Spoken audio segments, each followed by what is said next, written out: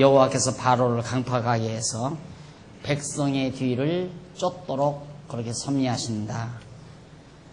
이렇게 하나님께서는 이렇게 악인과 죄의 권세와 하나님의 택한 백성을 마음대로 당신의 선하신 뜻대로 다 주관하시죠.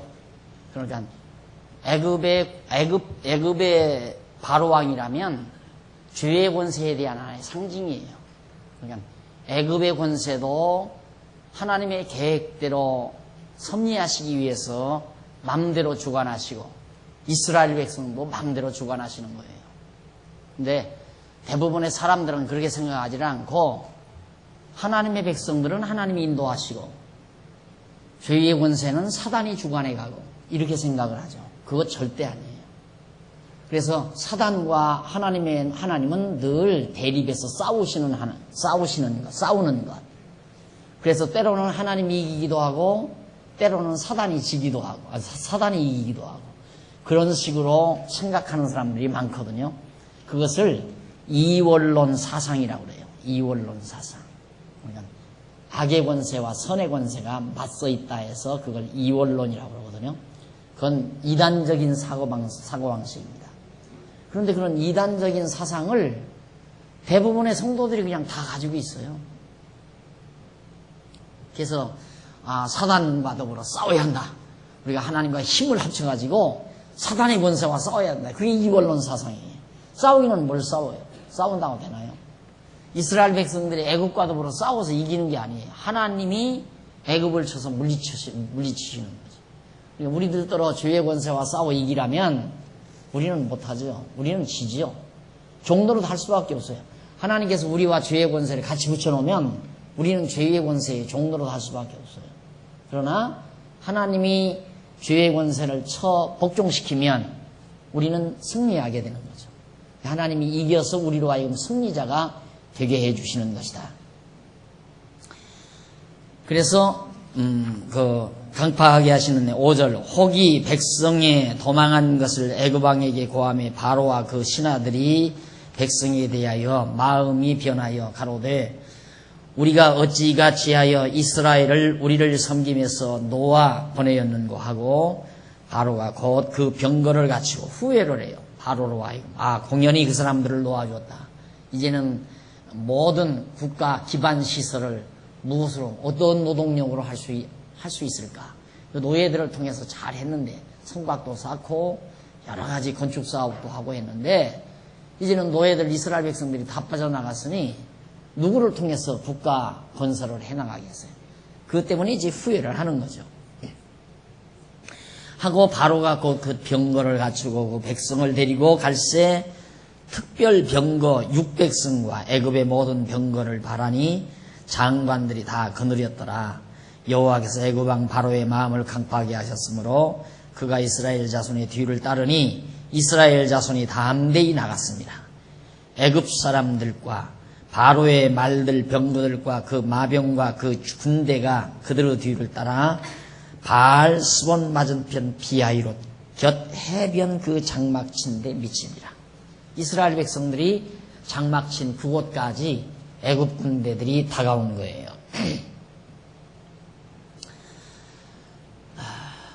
결국 죄의 권세는 끝내 우리를 놓지 않으려는 거죠. 애굽 사람들이 애굽의 바로 왕이 이스라엘 자손들을 놓아주기 싫어하는 것처럼 절대 안 놓죠.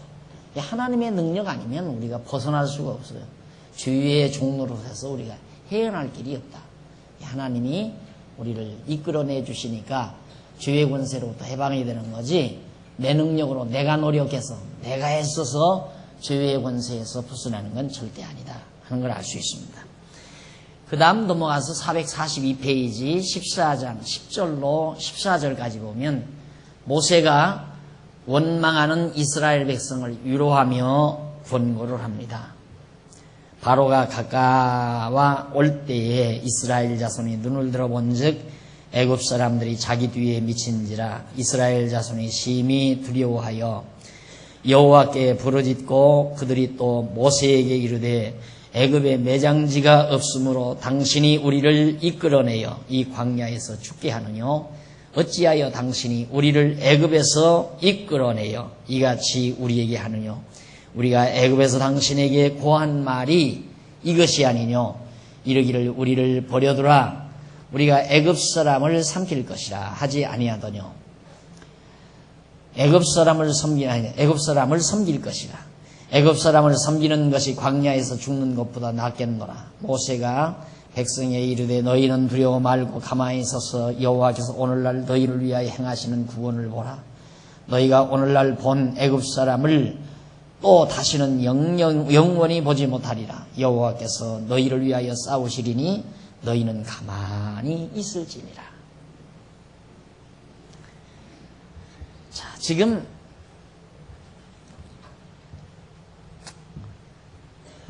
이 홍해 바닷가 언저리에 와서 지치고 있는 이스라엘 백성들, 바로 언저리까지 애굽 사람들이 도전해 오니까 이스라엘 백성들이 그때 느끼기를 큰일 났다 이제. 앞으로 가자니 홍해 바다가 가로막혀 있고 뒤에서는 지금 애굽 군대가 몰려오니까 이제는 죽었구나. 그러니까 여기서 원망밖에 안 나오는 거죠. 원망. 막연하니까 갈 수도 없고 있자니 죽고 애굽 사람들에게 붙들려가고 원망하면서 모세를 원망하니까 모세가 원망하지 말고 가만히 있으라. 가만히 있으면 하나님께서 너희를 위하여 싸우신다. 그걸 너희가 볼 거니까 너희는 가만히 서서 하나님이 하시는 일을 봐라 하면서 위로를 합니다. 바로 이것이 우리들의 생활의 한 단면이기도 하죠. 우리들도 결국 하나님께서는 우리를 더 좋게 하시려고 이끌어가지만은 때로는 후회하기도 하고 때로는 원망하기도 하고 때로는 좌절하기도 하고 그래서 불평불만이 쌓이게 되고 이게 우리의 어리석음이에요. 그러니까 아까도 말했지만 작게 보면 원망과 갈등과 불평 이게 나와요. 그러나 조금만 크게 보면 반대예요. 만족, 평강, 감사. 얼마나 다릅니까? 똑같은 사건이에요. 똑같은 사건이지만 여호와 하나님을 알고 믿어진 모세로서는 가만히 있자. 가만히 있으면 하나님 여호와가 우리를 위해서 싸우셔서 반드시 승리케 할 거니까 그걸 우리는 가만히 있어서 좀 보자. 그리고 얘기를 하는데 편안하잖아요. 모세는 평안해요. 그런데 백성들은 불평, 원망, 갈등이 생기니까 도망가자니 바다가 가만히 있자니 애굽 사람들이 붙들려가서 죽게 돼요. 이게 바로 우리들의 삶의 현실에서 그대로 나타나는 모습들이에요.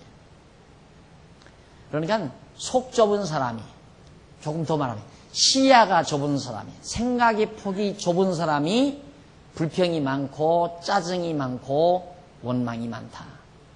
그래서 여러분 이렇게 성경을 공부하면 가장 중요한 게 우리의 시각을 넓히는 데 있어요. 자꾸 시야를 넓히고 자꾸 어떤 사건을 단편적으로 보면 안 돼요. 단편적으로 본다는 건 큰일 났다, 맥혔다, 쫓아온다, 이것만 보는 게 단편적으로 보는 거예요. 그러나 좀 더 폭넓게 보는 것은 언제부터 더 넓게 본다면 영원하신 하나님이 다 작정섭리 속에 아브라함을 불러서 아브라함을 통해서 언약하시기를 400년 종살이 한 다음 나오게 해서 언약의 땅, 이 땅을 준다고 했다. 이걸 기반으로 해야죠.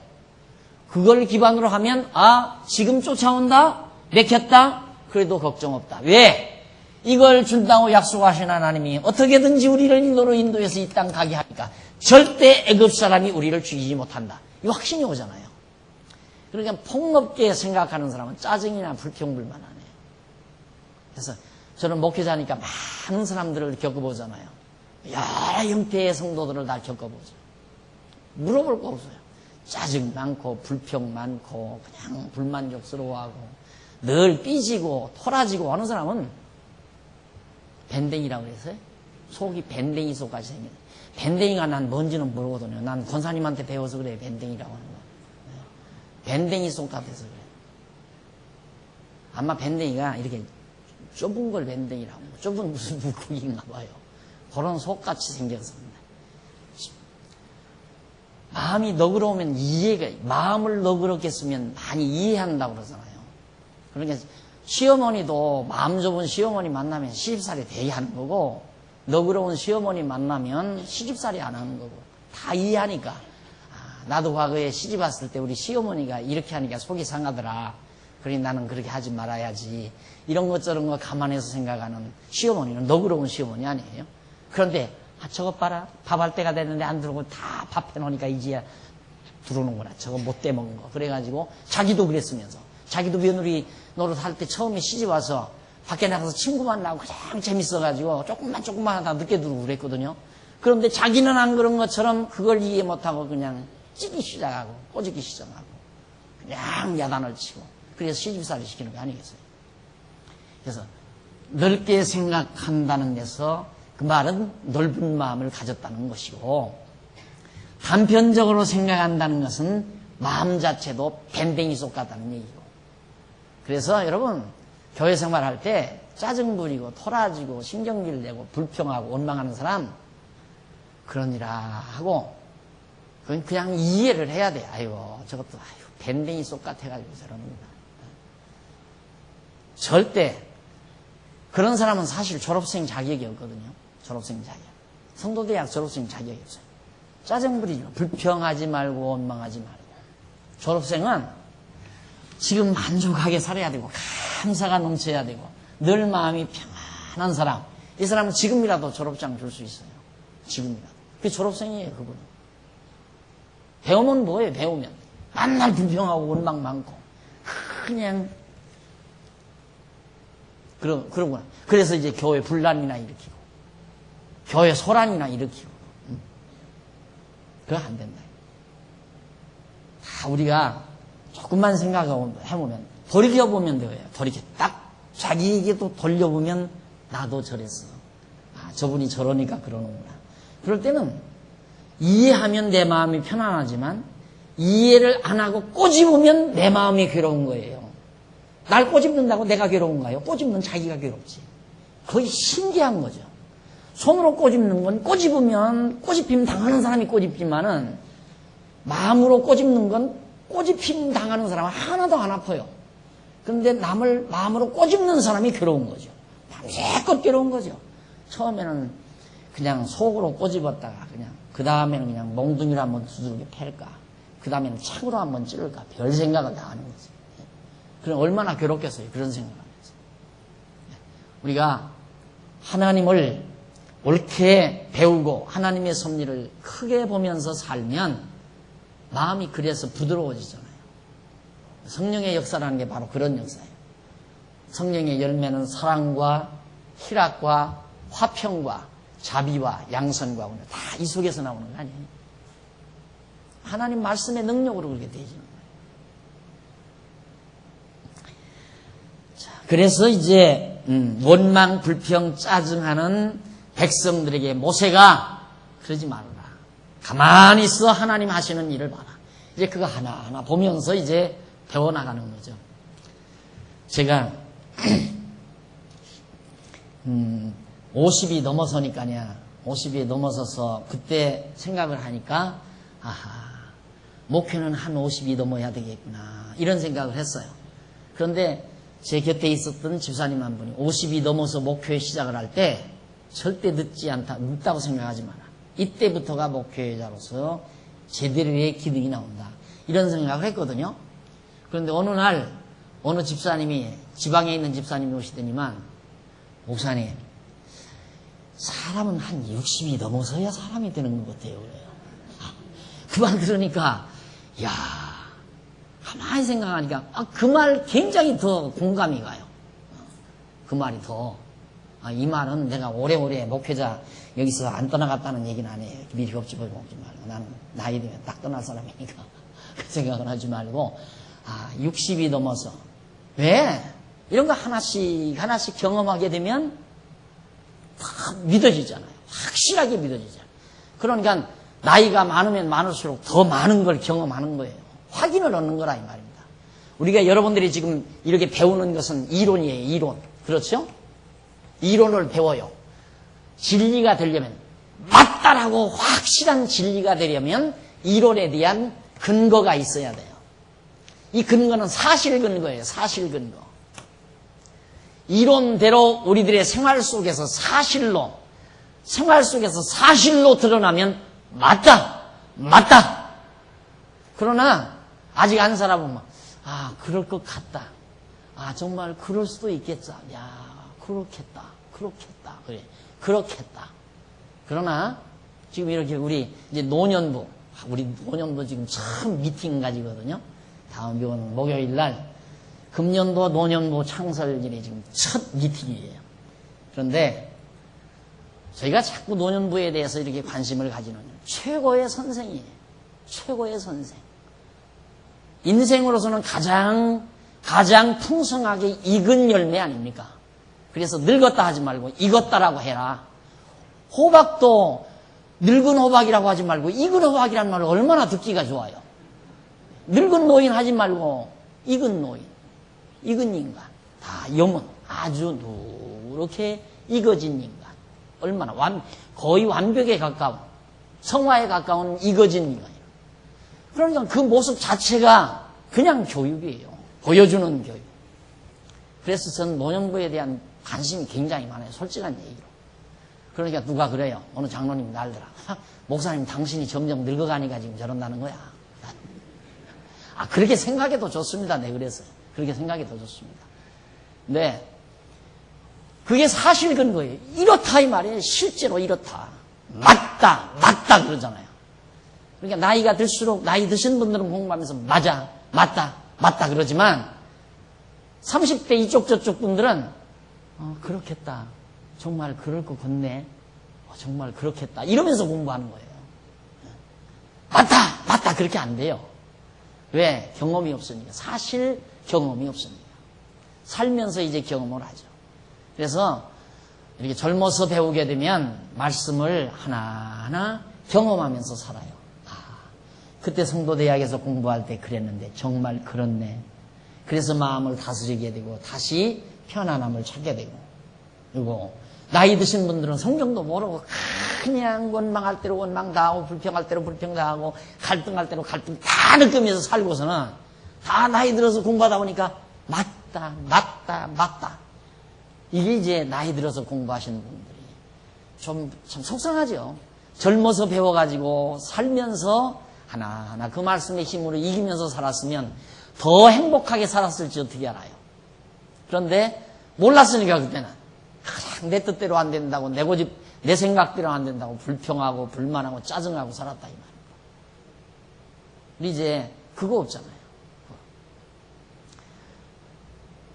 난 그래서 그 예수님께서 뭐로 불평하고 불만하느냐 이 말이죠. 교회 생활하면서 뭐 불평 불만을 해요. 어느 분이 그러더라고요. 식사를 하면서 처음 식사하면서부터 얼마나 힘들어. 한 500명 넘는 성도들을 그냥 점심을 다 해서 드리려니까 그것도 뭐 돈 내주는 것도 아니고 당신들 호주머니 털어서 다 하니까 보통 하기가 쉽지 않다. 한두 명이 할 수 있는 것도 아니고 10여 명이 서둘러야 이게 되는 건데 그것도 토요일부터 막 온종일 오후 주일까지 계속해서 뭐 예배도 못 드리고 앞치마 들고 계속해서 해야 되니까 그러니까 보통 믿음 가지고는 안 된단 말입니다.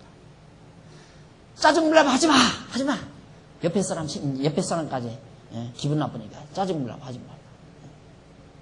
그러면서 하더라고요. 짜증물라면 하지 마. 옳은 말이죠. 즐겁게 하려면 하고 짜증물라면 하지 말라고 해요. 옆에 사람까지 베풀리니까. 원망 불평할 바에는 일하지 말아야 돼요. 이 교회 일하면서 원망 불평 짜증 말고 하지 말아요.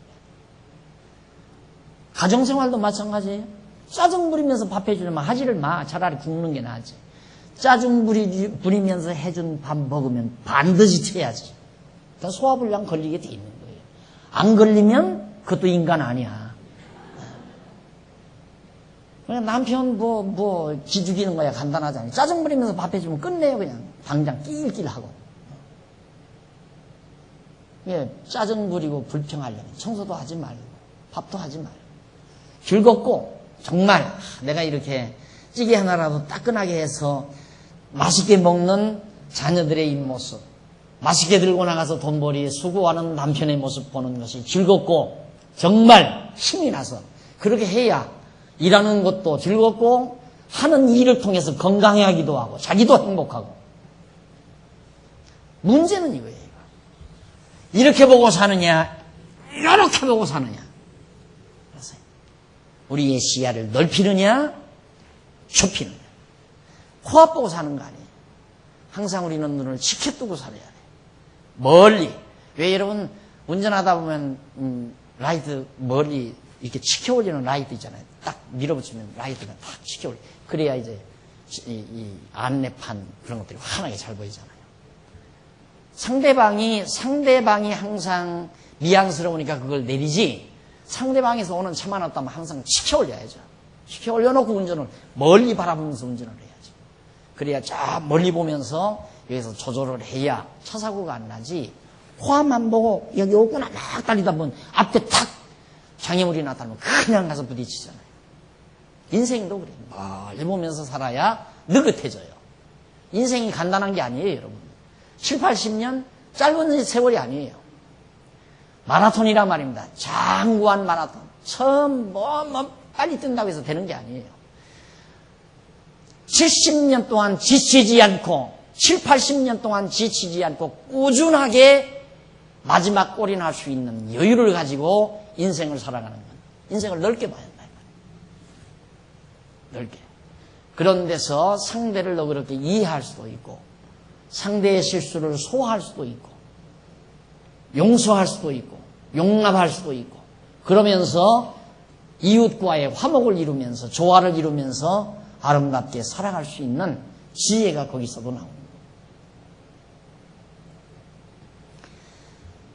그 다음 이제 넘어가서 444페이지 위에서 네 번째 줄 보면 14장 15절로 20절 보면 여호와께서 모세에게 홍해를 갈라서 건너라고 명령을 합니다. 당연하죠. 여호와께서 모세에게 이르시되 너는 어찌하여 내게 부르짖느뇨 이스라엘 자손을 명하여 앞으로 나가게 하고 지팡이를 들고 손을 바다 위로 내밀어 그것으로 갈라지게 하라. 이스라엘 자손이 바다 가운데 육지로 행하리라. 내가 애굽 사람의 마음을 강팍하게 할 것인즉 그들이 그 뒤를 따라 들어갈 것이라. 내가 바로와 그 모든 군대와 그 병거와 마병을 인하여 영광을 얻으리니 내가 바로와 그 병거와 마병으로 인하여 영광을 얻을 때에야 애굽 사람들이 나를 여호와인 줄 알리라 하시더니 이스라엘 진 앞에 행하던 하나님의 사자가 옮겨 그 뒤로 행하매 구름 기둥도 앞에서 그 뒤로 옮겨 애굽진과 이스라엘 진 사이에 이르러 서니 저편은 구름과 흑암이 있고 이편은 밤이 광명함으로 밤새도록 저편이 이편에 가까이 못하였더라. 자, 하나님께서 모세에게 바다를 가리켜서 지팡이를 들고 손을 바다 위로 밀어서 그것으로 갈라지게 하라고 명령을 합니다. 그렇게 하면 이제 하나님께서 이제 갈라서 일이 진행할 거거든요. 그런데 재미난 것은 이쪽은 지금 애굽 사람들 아니에요? 여기는 이스라엘 사람이고. 근데 갑자기 하나님께서 불기둥과 구름 기둥을 이 뒤편으로 다 옮겨 놓더니만 여기는 캄캄한 밤이 돼요. 그러면 여기는 대낮이 되는 거예요. 환한 대낮이. 그렇게 완전히 구별을 해서 하나님께 섭리해 놓고는 이제 홍해바다를 가를 거거든요. 갈라서 이스라엘 백성들을 건너도록. 자, 그게 이제 445페이지 14장 21절 중간에 보시면 445페이지 중간에 21절로 25절 모세가 지팡이로 홍해를 가르고 백성으로 건너게 하는 장면이 거기 나옵니다. 모세가 바다 위로 손을 가리켰어요. 명하신 대로 내미니까 여호와께서 큰 동풍으로 밤새도록 바닷물을 물러가게 하시니 물이 갈라져 바다가 마른 땅이 된지라. 이스라엘 자손이 바다 가운데 육지로 행하고 물은 그대로 좌우에 벽이 되니 애굽 사람과 바로의 말들, 병거들과 그 마병들이 다 그 뒤를 쫓아 바다 가운데로 들어오는지라. 새벽에 여호와께서 불구름 기둥 가운데서 애굽 군대를 보시고 그 군대를 어지럽게 하시며 그 병거 바퀴를 벗겨서 달리기에 극난하게 하시니 애굽 사람들이 가로되 이스라엘 앞에서 우리가 도망하자 여호와가 그들을 위하여 싸워 애굽 사람을 치는도다. 갑자기 홍해바다가 딱 갈라지더니만 이스라엘 백성들이 다 여기서 건너게 돼요. 그러니까 뒤에서 이제 애굽 군대들이 추격해서 마병을 타고 바다 가운데로 들어갔어요. 바닷물이 양벽을 이루는데 들어갔는데 갑자기 막 여기를 진행하기가 어렵게 돼요. 어렵게 되고 바닷물이 다시 몰려오기 시작한단 말이에요. 그러니까 야 우리 도망치자. 이스라엘의 하나님 여호와가 저들과 함께 싸우신다. 그걸 그 애굽 사람들이 그때야 깨닫게 돼요. 그렇게 해서 결국 이스라엘 백성들이 애굽과 이스라엘 백성들이 완전히 갈라서지게 되는 그런 역사가 홍해바다에서 일어나게 됩니다. 자, 446페이지 중간쯤 보시면 줄바꾼데 보면 그런데 나와요. 그런데 근대 인본주의 학자들 중에는 이스라엘 자신이 홍해를 건너 애굽의 노예로부터 해방을 받은 사건을 근거로 삼아 인본주의에 기초한 해방신학을 주장하는 자들이 있습니다. 그들은 모세가 강대 국가인 애굽의 권세 아래서 종살이를 하는 힘없는 이스라엘 자손을 해방시킨 것처럼 약소국가들을 강대국가로들로부터 벗어나게 해야 한다. 이게 성경을 얼마나 잘못 보느냐면 하나님이 이스라엘 백성들을 애굽에서 이렇게 건져냈는데 이건 하나님이 여호와의 힘을 깨닫게 하려는 건데 소위 인본주의 신학자들 그러니까 우리나라로 말하면 아주 그 유명하다는 한국신학대학이라든가 또 여기 광나루 장신 광나루 신학대학이라든가 또 감리교 신학대학이라든가 이런 좀 진보주의적 신학교들 그들은 다 세계적인 굵직굵직한 대학들의 신학대학들의 줄기를 다 타고 있거든요. 그 사람들이 보는 견해는 뭐냐면 해방신학이라는 게 있어요. 새로 나타난 해방신학. 그걸 다 용인을 해요. 해방신학이란 뭐냐면 예를 들어서 강대한 민족국가에게 눌려있는 약소국가들 있잖아요. 그들을 거기서 건져내야 된다. 그래서 이제 미국 반대운동을 벌린 거예요. 우리나라도 미국의 속국이다. 이 미국이 강대한 힘으로 나약한 우리 한국을 갖다가 이렇게 억눌렀다. 그래서 미국을 반대하고 미국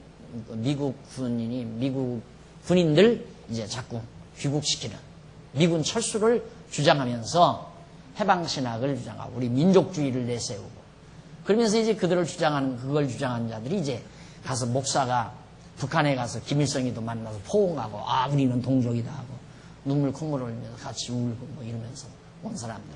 그게 해방신학자들의 두목이거든요. 이걸 기화로 해서 그런 거예요.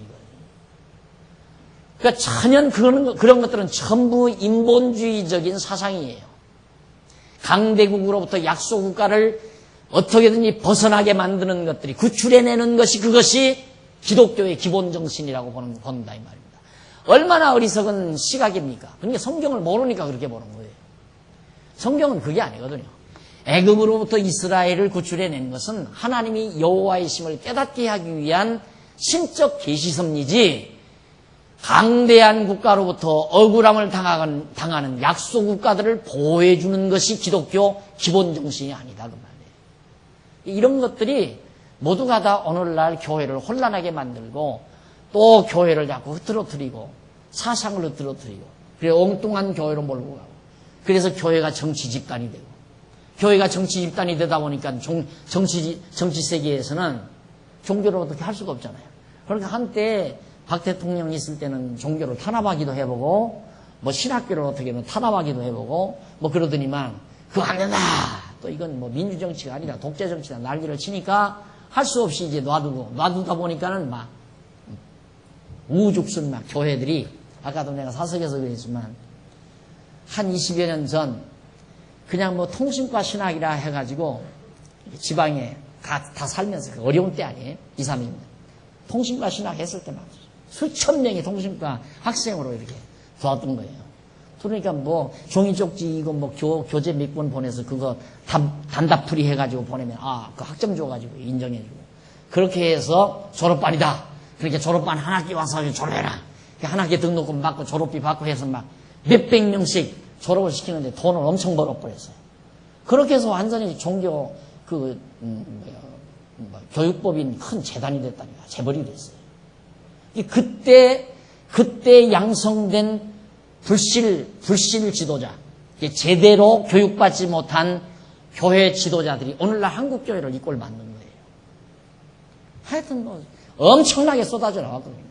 한 번에 그냥 막 큰 강당 얻어가지고 그건 뭐 다 돈 걷어서 뭐 사강도 만들고 뭐 검정옷 뭐 까마귀 옷 만들어서 다 입혀놓고 막 사진 찍어주니까 야 이거 별거나 되는가 보다. 꼭 옛날 내가 언제 얘기했지 완장체준 동네 건달뱅이 서울 가서 다 노름하고 뭐 술바지에 다 할 일 없이 직장도 다 떨어지고 돌아와서 건달뱅이 마냥 동네에서 돌아다니는 놈 어느 분이 너 이 저수지 이거 내 거니까 네가 어느 사람들 그 고기 잡아가지 못하게 이거 지키라고 완장 하나 채워주니까 완전히 그냥 이러고 다니고. 그 뭐 제대로 교육받지도 못한 이런 양반들을 그냥 뭐 사각모 하나 세워놓고 뭐 까마귀 옷 하나 입혀주니까 이게 뭐 별거나 된 건 줄 알고 설치고 난리치고 그분들이 다 가서 큰 소리 치면서 교회 세우고 어떻게 보면 교회 숫자 많아진 건 덕이 됐는지 몰라요. 그것이 정말 하나의 유익이 될지는 모르지만은 교회가 이처럼 혼란을 빚게 된 것은 다 그런 경우에서 되었다 이 말이에요. 그러니까 정말 교회라는 게 올바른 진리, 성경이 말하는 이 바른 진리를 가르쳐야 되는데 이건 뭐 인본주의에다가 완전히 세속주의에다가 완전히 자본주의 사상에다가 그런 거 다 얼버무려져 가지고 교회인지 사업체인지 회사인지 알 수가 없는 무당 굿하는 건지 알 수가 없는 그런 엉망진창인 교회가 되어버린 것이 오늘 한국교회의 모습이라는 말이에요. 너무 분명하잖아요. 하나님이 여호와인 것을 알게 하기 위해서 애굽에서 이스라엘 백성들을 언약 따라서 구출해낸 거지 약소 국가들을 구출해내려고 하는 게 아니지 않느냐 이 말이에요. 강대한 나라의 속국으로 있는 약소 국가들을 어떻게든지 그들 편에서 빼내는 것이 그게 이제 어디서 나왔느냐 하면 남미에서 나온 거예요. 남미가 미국의 강대한 힘에 밀려서 언제나 억눌려 살잖아요. 그러니까 남미 흑인들이 만들어낸 신학이에요. 위에 해방신학. 그런 신학을 그래 머리 똑바로 가졌다는 이 사람들이 공부한다는 사람들이 잠깐만 흑인 머리에서 나온 생각을 갖다가 그걸 정당화해가지고 그게 한국까지 밀려와서 한국교회가 완전히 갈라져 버렸어요. 진보와 보수로. 진보주의자들은 다 해방신학 다 용납하는 거예요. 그게 한때 난리를 쳤잖아요. 이런 것들이 성경을 잘못 이해하면서 와지는 것들이다. 14장 26절로 31절 보면 백성의 뒤를 따르는 애국 군대들을 바다에서 장사 지내버리죠. 다 죽여버려요. 당연하잖아요. 바닷속에 들어오자마자 전부 매장시켜버렸습니다. 그래서 447페이지 밑에서 세 번째 줄 보면 이상과 같은 섭리는 여호와께서 홍해를 통해 애굽은 멸하시고 이스라엘 언약 자손은 구원하심으로 세례를 받게 하신 것이다. 고린도전서 10장 1절 2절 나오죠. 세례란 죄는 죽이고 의인은 살리는 것을 의미합니다. 그래서 언약 자손은 그 그리스도의 죽음과 함께 죽고 언약 자손은 그의 부활과 함께 사는 의미를 가지고 있는 것이 곧 세례입니다. 그러니까 여기가 바로 아까도 말했죠. 세례라고 하는 이스라엘 민족의 민족적 세례고 오늘 우리로서도 세례가 있죠. 세례는 뭐냐? 옛사람은 그리스도와 함께 죽고 새 사람이 그리스도의 부활과 함께 사는 것이 세례란 말입니다. 그러니까 이게 바로 뭐냐면 그리스도의 죽으심과 부활을 예표로 보여주는 사건이에요. 홍해바다 사건 자체가.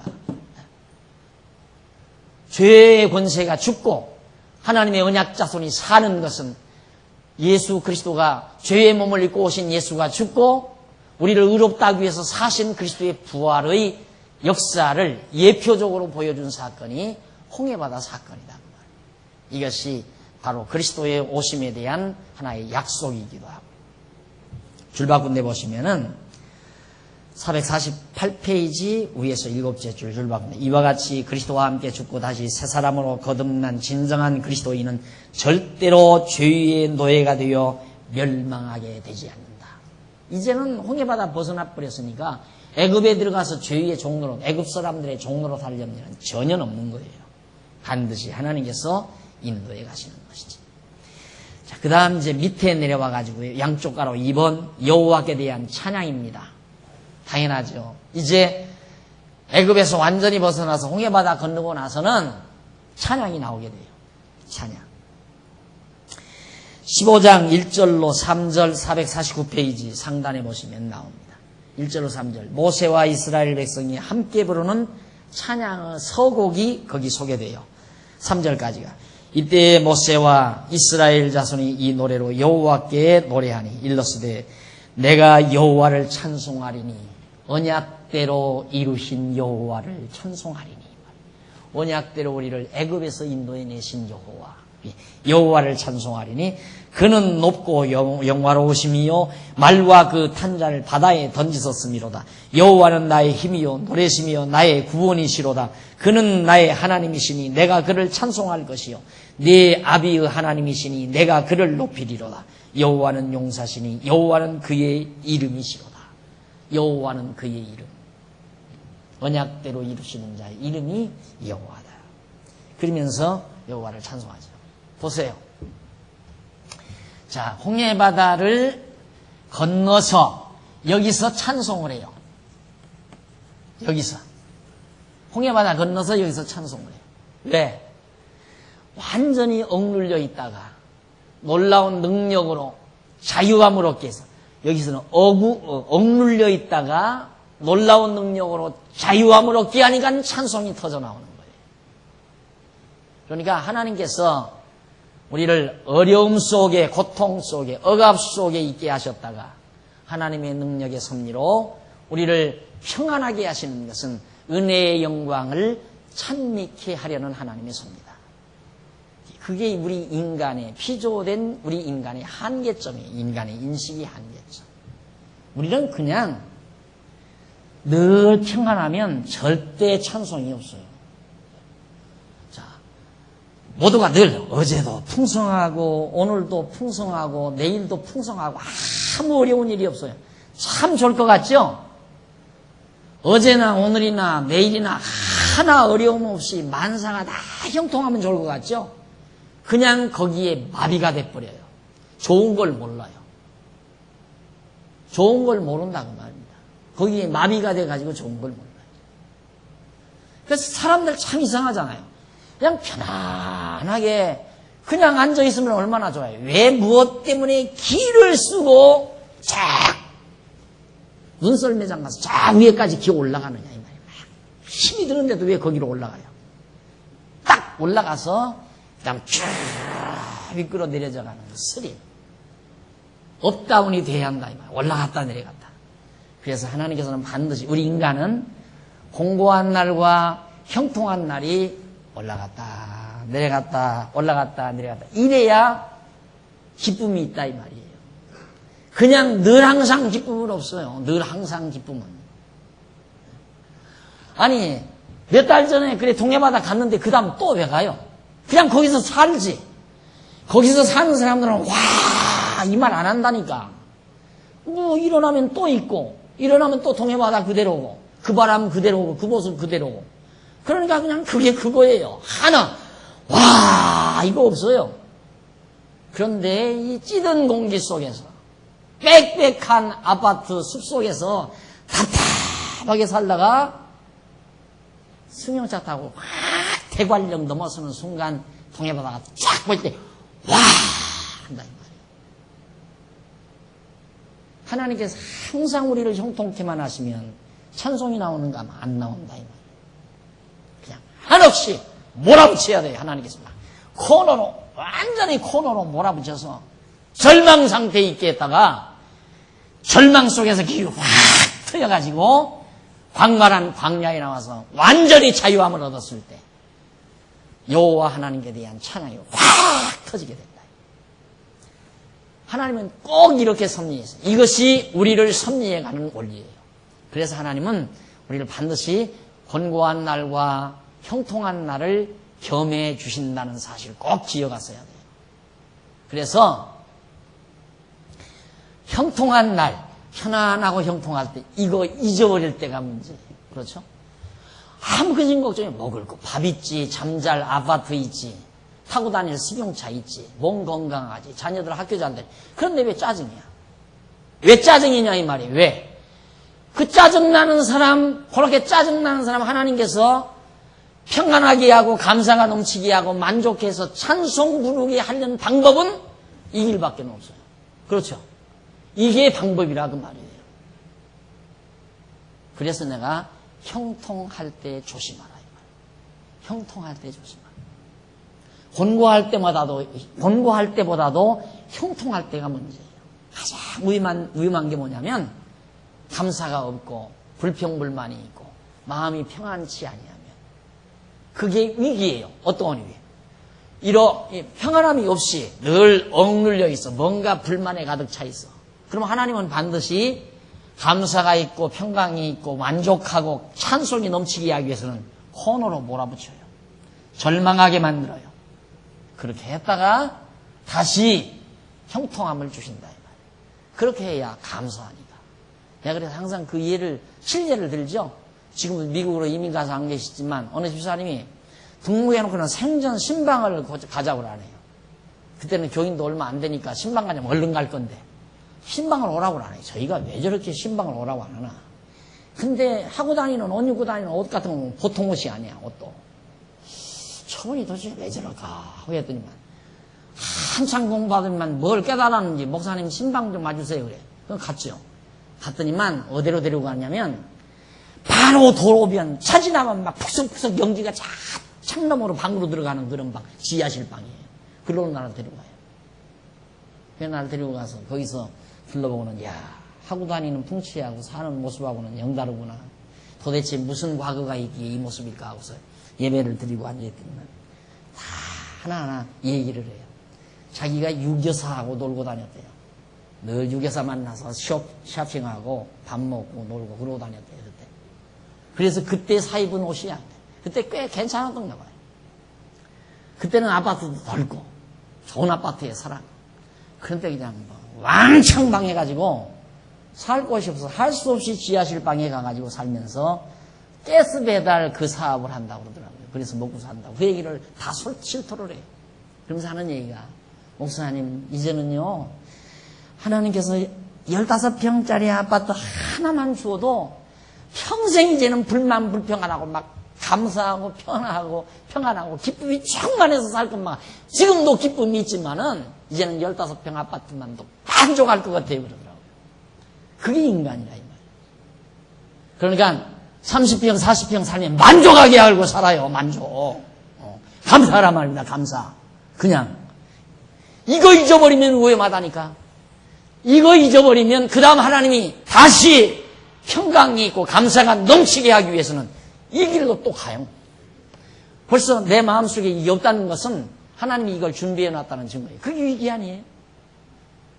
그래 내가 불평 짜증하면 잘한다 할 때면 해라. 잘한다. 소리가 하나도 없어요. 왜 불평해요? 왜? 뭐 때문에? 뭐가 더 불평 다른 거 없어요. 욕심이 많아서 불평. 욕심이 많아서. 되는 대로 엘란트라도 좋고 프라이드도 좋고 소나타도 좋고 하나님이 주시는 대로 그냥 감사하고 살아야 하는데 기어코 그랜저를 타야 되고 그래 기어코 에쿠스를 타야 돼? 그래야 사람이야? 억지로 그걸 왜 타려고 하느냐 이 말이야. 그걸 못 타서 불만 불평 짜증 꼭 60평짜리 이사를 가야 돼. 80평짜리 이사를 가고 그것 때문에 인간들이 다 스트레스 받고 사는 거 아니에요? 여러분 특히 여자분들 20평이면 어떻고 20평이면 30평이면 어떻고 하나님이 주시는 대로 만족하게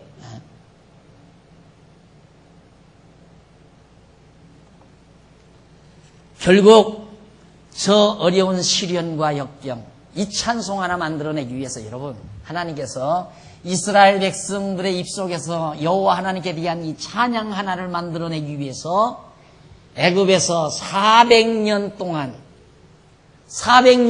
종살이하게 하고 이 극적인 장면들을 연출을 해서 급기야 홍해바다 갈라 이끌어낸 하나님의 섭리. 그러니까 이 찬송 하나 부르게 하는 찬양대 찬양 연습시킨 것이 400년 걸렸다 이 말이야. 400년.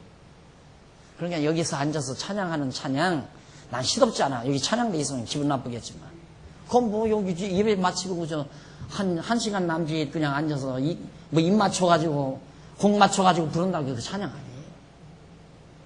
진짜 인간의 삶이 배어든 삶, 배어든 노래, 뼈에 사무친 노래, 정말 하나님께 대한 감격이 넘치는 노래, 그 찬양이 진짜 찬양이지. 400년 역사가 담겨진 찬양이라 이 말이에요. 이 찬양. 이걸 부르며 사는 것이 그리스도인이에요. 불평불만하지 마세요. 감사하면서 사세요. 어떤 경우라도 먹을 것과 입을 것이 있으면 감사하면서 사시라. 욕심 부리지 말고 제발 탐막 부리지 말고, 그리고 제발 인색하지 말고. 이렇게 긁어대면 모아질 줄 알아요? 쓸 때 좀 쓰고 베풀 때 좀 베풀면서 너그럽게 성경이 이제 퍼주어도 쌓아지고 끌어모아도 흩어진다 이 말이에요. 하나님 마음대로예요. 그냥 아끼고 그런다고 해서 뭐 하죠? 마음이 좁아져요. 자꾸만 그러면. 그렇다고 해서 해피스라는 얘기 아니에요. 그냥 인생에 빠지면 돈 잘 모아서 부자 될 것 같아요. 그냥 긁어 모으면 모아지는 줄 알지만 안 모아지는 거예요. 그거. 하나님이 주신 가운데서 감사함으로 아름다운 일에 쓰기도 하고 베풀기도 하면서 감사한 마음으로 늘 평강을 누리고 만족하게 사는 삶이 가장 지혜로운 삶이다. 형통할 때 조심해라. 병들지 않고 건강할 때, 그래도 먹고 살 것 있을 때, 어려운 일 없을 때, 그때 짜증한 것은 벌써 육체의 정욕이 발동되기 때문에 그래요. 왜 짜증부려요? 감사하며 늘 찬송함으로 기쁨으로 하나님의 은혜의 영광을 찬미하며 사는 슬기로운 우리의 삶이 가장 지혜로운 삶이다. 15장 4절로 10절까지 보면은 백성이 홍해에서 나타내 주신 주의 능력을 찬양을 합니다. 하나님의 능력이 보여졌잖아요. 홍해바다가 갈라지니까. 그가 바로의 병거와 그 군대를 바다에 던지시니 그 택한 장관이 홍해에 잠겼고 큰 물이 그들을 덮으니 그들이 돌처럼 깊음에 내렸도다. 여호와여 주의 오른손의 권능으로 영광을 나타내시나이다. 나타내시니이다. 여호와여 주의 오른손이 원수들을 부수시나이다. 주께서 주의 큰 위엄으로 주를 거스리는 자를 엎으시니이다. 주께서 진노를 바라시니 그 진노가 그들을 초계같이 사르나이다. 주의 콧김에 물이 쌓이되 파도가 언덕같이 일어서고 큰 물이 바다 가운데 엉기나이다. 대적의 말이 내가 쫓아 미쳐 탈취물을 나누리라. 내가 그들로 인하여 내 마음을 채우리라. 내가 내 칼을 빼리니 내 손이 그들을 멸하리라 하였으나 주께서 주의 바람을 일으키시며 바다가 그들을 덮으시니 그들이 흉용한 물에 낫같이 잠겼나이다. 진짜 뭐 찬양 내용 간단하잖아요. 하나님께 하신 일 그냥 내살리는 거예요. 그게 찬양이에요. 곡이 중요한 게 아니에요. 곡이 중요한 게 아니라 내용이 중요해요. 찬양의 내용. 뭘 내가 찬양할 것인가? 홍해바다에서 나타내신 하나님의 능력의 영광을 찬양하고, 정말 애굽 사람들이 이제는 우리가 저놈들을 잡아서 애굽 이 사람들을 다 잡아서 거기서 모든 탈취물을 뺏어서 우리가 거부가 되겠다. 이런 계획이 하루아침에 하나님의 능력에 의해서 다 무너져 버리고 물속에 매장시켜 버렸습니다. 이 찬양이에요. 정말 찬양하는 마음, 항상 우리 마음속에 이런 감동이, 이것만 생각해도 우리 그 감동 누리잖아요. 야, 내가 과거에 어떻게 살았는데, 우리 과거 30, 40년 전 어떻게 살았는데, 우리 조상들이 얼마나 가난 속에서 고통을 누리며 살았는데. 저는 저희 아버지가 우리 남매가 한 9남매였거든요. 9남매인데, 9남매를 아버지 혼자서 길렀으니까, 아버지 혼자 돈 벌어 길렀으니까, 얼마나.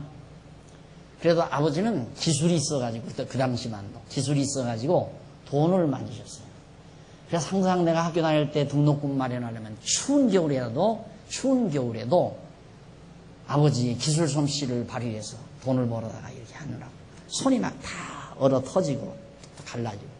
그러면 이제 호롱불 밑에서 철밥을 이겨요. 철밥을 이겨가지고 그걸 딱 발라가서 이 헌옷가지를 다 째가지고 그걸 손으로 다. 지금 반창고가 있지만 반창고 없잖아요. 그러니까 아버지가 반창고를 만드는 거예요. 철밥을 이겨가지고. 그래서 항상 그걸 머릿속에 잊지 않고 있죠. 그렇게 살던 나. 우리 아버지는 나를 그렇게 길렀는데 나는 내 자녀들을 그렇게 고생하며 안 기르지 않나. 이거에 내 현실이에요. 그러니까 하나님이 나를 그렇게 하게 했다 이 말이에요. 우리 아버지는 나를 기르실 때 그 고생을 하며 기르게 했는데 나는 내 자녀들을 그렇게 고생하며 안 기르도록 하나님이 해주셨다. 그것만 가지고도 불만할 거 없잖아요. 과거 생각하면서 잊지 말고 과거 우리 어머니 아버지들이 우리들을 어떻게 길러나 그 모습을 생각만 해도 불만할 거 없잖아요. 그런데 무슨 욕심 때문에 그렇게 불만 짜증이 있느냐. 감사가 없고. 자, 그러면 여기서 감사와 기쁨이 있다고 해서 그냥 주저앉나? 감사와 기쁨 속에는 영원한 가나안 땅에 대한 소망이 꽉 차 있어요. 소망이 있어요. 사람이 만족하면 태만하다고 그러죠. 사람들은 참 바보 같은 소리를 해요.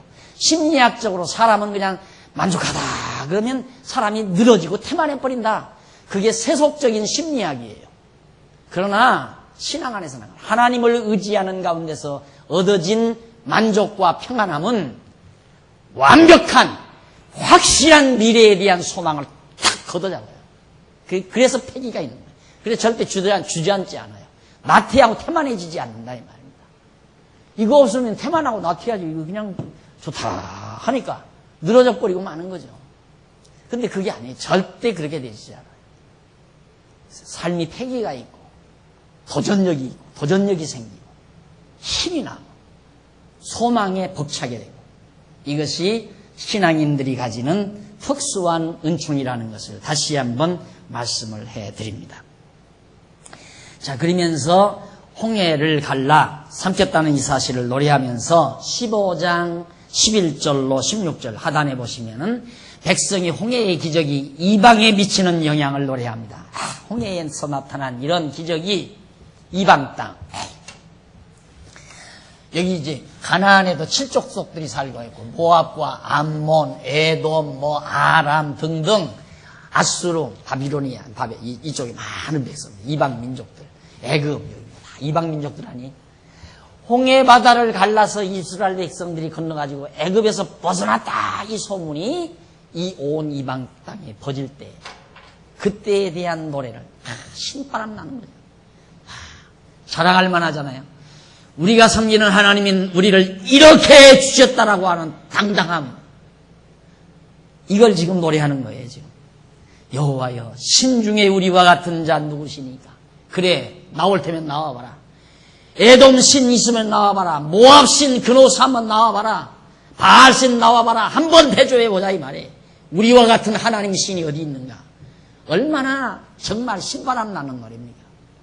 여호와와 같은 신이 누가 있습니까. 주와 같이 거룩하며 영광스러우며 찬송할 만한 위엄이 있으며 기이한 일을 행하는 자 누구니까. 주께서 오른손을 드신 즉 땅이 그들을 삼켰나이다.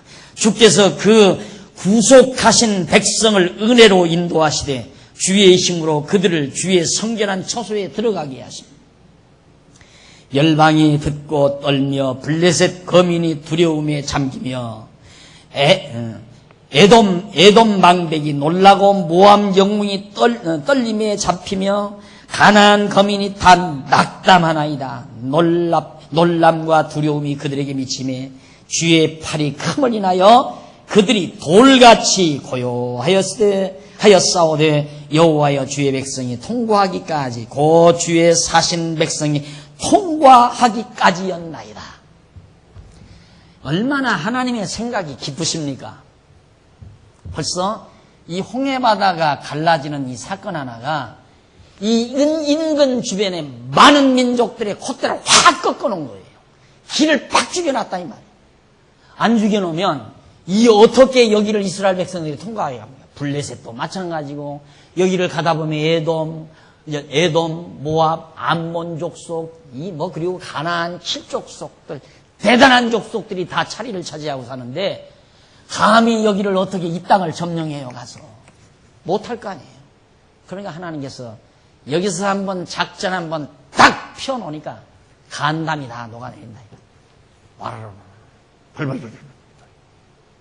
이거이 하나님의 전법이에요. 그러니까 내 뜻보다 훨씬 낫죠. 이스라엘 백성들의 생각보다 훨씬 낫죠. 속히 갑시다. 빨리 갑시다. 빨리. 늦을수록 더 멋있는 일이다. 일이 늦게 될수록 더 멋있는 일이다. 날들어 어느 선배 스승님 한 분이 한 번은 날들어 뭐라 해서 갔더니만 이런 얘기 저런 얘기 하면서 일을 주어요. 이런 일을 할 거냐고. 그 일을 부탁하려고 날 오라 해서 갔더니만 말하기 전에 자네는 처음에 결정한 일을 하지 말고 그 다음 결정한 일을 하게 그래요. 그 사람이 이제 관상을 아마 주역을 좀 공부하고 해서 관상학을 좀 보고 그런다는 얘기를 들었어요. 그런 얘기를 해요. 그래서 그런가. 그 이유는 이제 제가 성질이 급하니까 뭘 급하게 결정해서 밀어붙일 것 같으니까 그런 기질이 있으니까 아마 그렇게 얘기를 했던가. 지금 가만히 이제 그 얘기를 생각해보면. 이제는 그분이 그렇게 말을 해서가 아니라 전 밀어붙이는 일은 없어요. 그냥 하나님이 되게 하시면 하고 안 하시면 안 하고. 그래서 평안을 찾은 거예요. 안 그랬으면 내가 욕심이 가득 차서 막 내가 이걸 해야 되겠다. 벌심을 먹고 막 하려다가 안 되면 막 머리 싸매고 뭐가 부족하. 저놈이 방해를 붙였다. 저놈 어떻게 치우나. 전부 그거지 세상살이가. 안 그래요? 나는 이렇게 해야 되겠다. 해야 되는데 안 된다. 어느 놈이 방해냐. 저놈이 방해다. 저놈 어떻게 해치우나. 전부 그러면서 사는 거 아니에요? 하나님이 되게 하시면 하고 안 되게 하시면 안 하고. 왜? 나 그 일하러 이 세상에 온 건 아니니까. 오죽하면 이 강론집 쓰는 것도 그래요. 쓰면 쓰고 안 쓰면 말고. 여러분 같으면 여기다 생명 거는 줄 알죠? 생명 안 걸어요. 대신 열심히는 하지요. 하고 싶으면 열심히 해요. 열심히. 하나님이 할 수 있는 시간 주고 건강 주면 하고 안 주면 안 하는 거예요. 꼭 나만 이거 써야 되나요? 나 아니면 다른 분. 내가 안 써놓고 가면 하나님께서 나를 통해서 안 써. 내가 만약에 태만하고 게을러서 안 쓰면 야 인마 사람이 너 하나뿐이냐? 하기 싫으면 그만둬. 그게 가끔 생각이 나죠. 내가 게으름 피면 하나님이 나 던져버리고 다른 사람 써서 얼마든지 할 수 있다. 나한테 좋은 사명 매겼으니까 내가 해야지. 그러면서 하죠. 욕심으로는 안 해요. 욕심으로. 그러니까 여러분 정말 하나님께서 하시는 일 늦게 하시는 것 같지만 그게 빠른 거라 이 말이에요. 가보세요. 집쪽 가가지고 블레셋 거치죠. 블레셋 거쳐서 바로 간다 하더라도 가나안 7족속이 얼마나 강대한 민족인지 몰라. 여기 가서 어떻게 싸워서 이겨서 들어가느냐 이 말이죠. 하나님께서는 미리 여기서 딱 전략을 세워서 한 번 홍해바다 갈라서 건너다 놓으니까 벌써 전략에는 전쟁에는 기부터 꺾어야 돼요. 적진들의 기부터 꺾어놔야 전쟁에서 이길 수 있단 말입니다. 하나님께서 기 딱 꺾어놨잖아요. 그걸 지금 노래한 거예요. 와, 하나님이 그렇게 하셨습니다. 이 말이죠. 자, 이렇게 하나님이 하시는 일은 우리의 생각보다 훨씬 깊고 정말 놀랍다는 사실을 우리가 확인하면서 오늘 강의를 지금 우리가 마무리 짓습니다. 한 주간 동안 또 깊이 새김질 하시면서 여러분의 삶에 큰 힘을 얻으시기를 당부하면서 오늘 강의를 마무리 짓습니다. 기도하십시다. 사랑과 자비가 많으신 하나님 아버지, 은혜와 사랑을 감사드립니다. 오늘 또 미련한 우리들이지만은 지혜의 영께서 우리들을 총명하고 지혜롭게 해주소서. 하나님의 말씀을 말씀대로 받게 하시고 우리의 좁은 마음을 넓히시며 좁은 시야를 넓게 하시는 하나님의 놀라운 사랑을 감사합니다. 아버지 하나님이여, 좁은 마음과 좁은 시야 때문에 염려와 근심과 걱정과 갈등, 불평, 불만을 하던 우리의 마음을 넓고 시야를 넓게 해주소서. 평강과 감사와 기쁨이 넘치고 찬송이 넘치는 지혜롭고 슬기로운 종들로 삼아주시옵시기를 간절히 소원합니다. 오늘 또 저희들이 이 귀한 말씀 선한 결실을 맺는데 유용하게 사용하기 위하여 연보에 동참했습니다. 동참한 사랑하는 종들이나 사정 따라 동참하지 못한 모든 종들의 손길 위에 선한 일을 사모하는 열정을 더하시옵시기를 비오며 예수님의 이름으로 기도드립니다. 아멘.